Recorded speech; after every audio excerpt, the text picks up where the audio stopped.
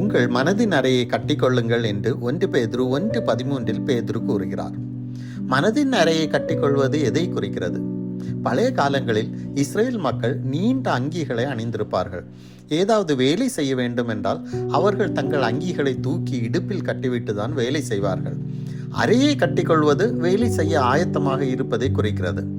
அடுத்த கேள்வி என்னவென்றால், மனது அறையை கட்டிக்கொண்டு செய்ய வேண்டிய வேலை என்ன? அது எல்லா காவலோடும் இருதயத்தை காத்து கொள்வதுதான் என்று நீதிமொழிகள் 4:23 பார்க்கிறோம். மனது இருதயத்தின் கதவை திறக்க வேண்டிய காரியங்களுக்கு திறக்கவும் மூட வேண்டிய காரியங்களுக்கு மூடவும் வேண்டும்.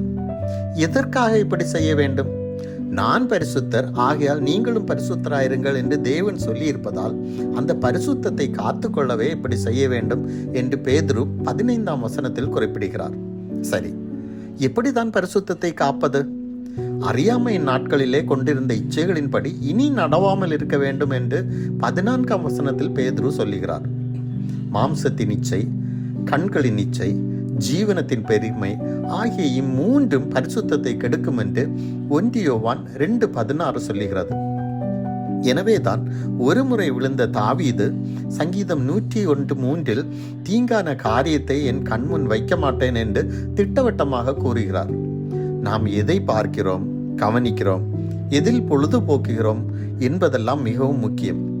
தேவையில்லாத காட்சிகள் இருதயத்தில் போகாமல் இருதய கதவை மனது அடைக்க வேண்டும்.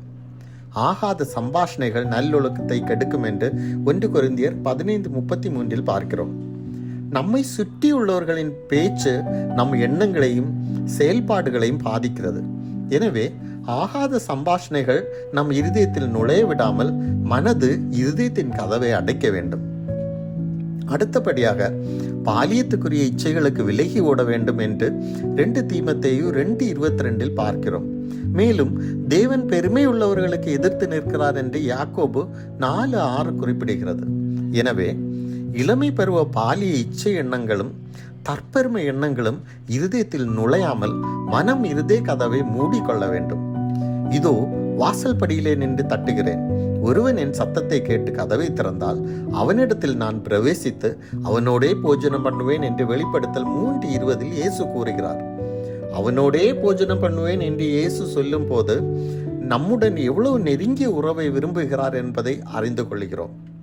மனது இயேசுவுக்கும் அவரது வார்த்தைகளுக்கும் இருதய கதவை திறந்து கொடுக்க வேண்டும்.